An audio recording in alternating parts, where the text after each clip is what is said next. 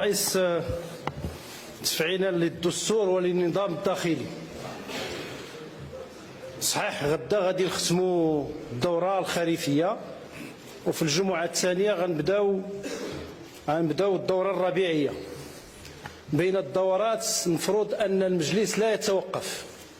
أرجو من خلالكم السيد الرئيس ومن خلال كذلك أعضاء الحكومة الحاضرين أنه خلال هذه المدة الفاصلة بين الدورتين أن تجتهد الحكومة في الحضور للجان لمناقشة قضايا هامة وساخنة تهم المواطنين، ونحن على أبواب رمضان وعلى أبواب عيد الأضحى، لكي يكون التواصل مع ممثلي الأمة ومن بعدهم ومنهم مع المواطنين. فأرجو أنهم يحترموا النظام الداخلي ويحترموا الدستور ويحضروا. إذا كانت عندهم أسباب خلال الدورات، فبين الدورات لا سبب للحكومة لكي تتأخر عن الحضور للجان.